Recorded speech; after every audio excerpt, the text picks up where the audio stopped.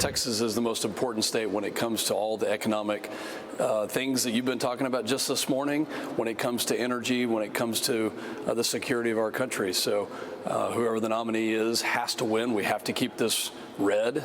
Texas cannot be represented by a Democrat. I don't trust Democrats to represent us on anything. Their policy destroys our economy. We're going to win on policies, and I think the maps will help that.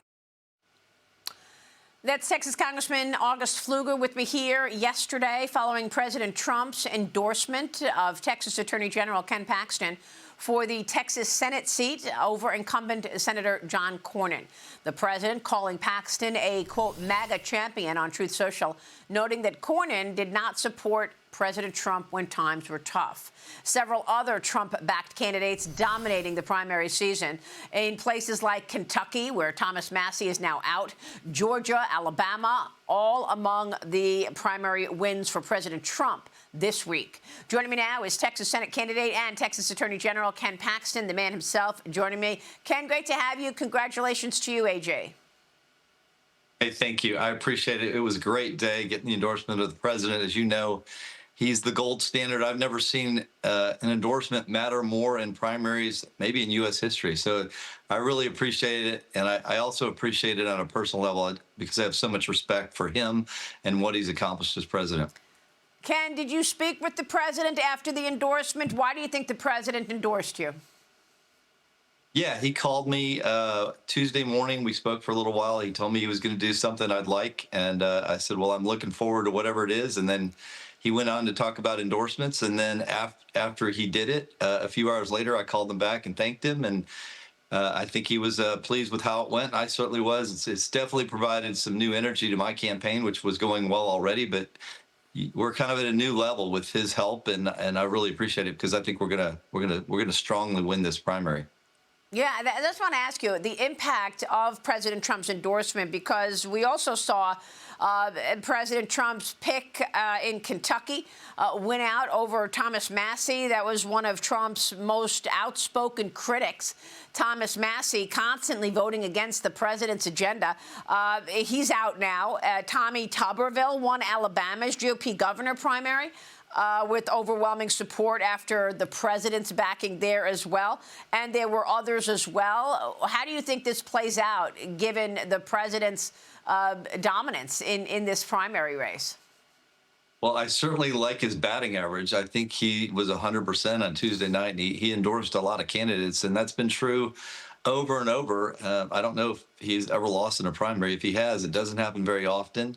And so it's definitely, we don't have a lot of numbers back since that was recent, but my numbers are definitely improving, and they were good already, but they're on a rocket ship up. Let me ask you, Ken, I mean, the debate over the filibuster has been out and front and center.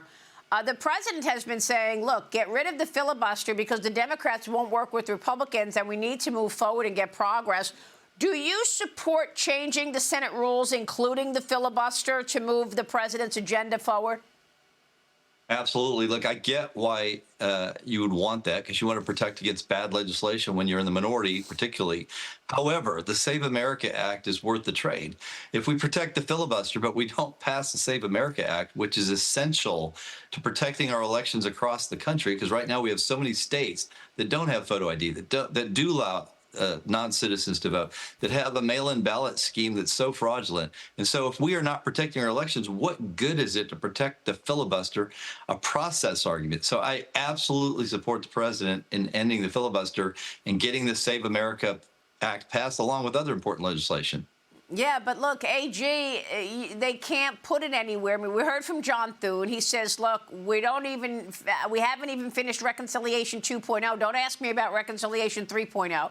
It needs to be a budget item in order to go into the Reconciliation 3.0. So how do you get the Save America Act passed? Look, all I know is the president said at the State of the Union address, which I was participating in by being there, that was the Save America Act was his #1 priority. And he put it on Congress to pass it. And of course, we know what happened in the U.S. House with very slim majorities. Speaker Johnson got it through, and I applaud them for doing it. It's on the Senate now to do the same thing. The challenge has been put out there by the president. I put the challenge out there. they have to find a way. They have 53 Republicans. If we don't do it now, when are we going to do it? Yeah.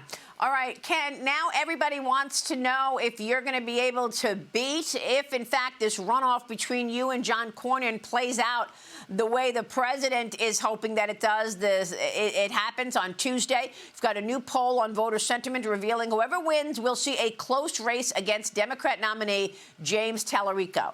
45% of voters say they would vote for Cornyn if he goes against Talarico, and Libertarian Ted Brown. So this poll shows you also received 45% of votes should you go against Talarico. Early voting underway right now. Can you win this without the support of the Republican machine, which will be supporting the Republican incumbent, AG? Yeah, look, I think we're going to unite after this primary is over. We're done next Tuesday. And after I win, look, the state of Texas has gone Republican since 1994. We haven't had a single statewide official that's Democrat. I am very confident James Talarico, who is very young, has not very much experience, has not accomplished anything, has said so many things that do not fit the values of Texas that are more like California. And maybe he'd even have trouble getting elected in California. But once we expose his actual beliefs and what he's actually said, I think there's zero chance that James Talarico wins this race. Well, let me bring in Ashley Davis. Ashley, you're in touch with that Republican machine. What do you think here? Ken Paxton just got the endorsement of President Trump. What about the rest of that Republican machine? Are they going to get behind him? Oh, and Attorney General, I 100% agree with you. I really think that after Tuesday, even though there may be some bad feelings right now with the endorsement from the president to you, that I think everyone's going to unite and get behind you as a candidate. I'm assuming you're going to reach across to the other folks that maybe were for John Cornyn, but I'm assuming you feel pretty good about it. Yeah, so we'll be in talks with him the day after. This could be the 51st or 52nd. We don't know how the Senate's going to turn out. We don't know what's going to happen in North Carolina. We don't know. We cannot afford to lose Texas. The Senate can't afford to lose Texas. The nation can't afford to lose Texas. And President Trump can't afford to lose Texas. So there'll be a lot of efforts. We will unite. We will unite out of necessity. But ultimately, once we build those relationships, I know that we're going to have a united party. Absolutely. We will be watching that. This is an important point, and AG will be watching this this upcoming Tuesday. Thanks so much for being here this morning. Hey, thank you for having me on. Have a great day. All right. AG, Ken Paxton out of Texas this morning. Stay with us. We'll be right back.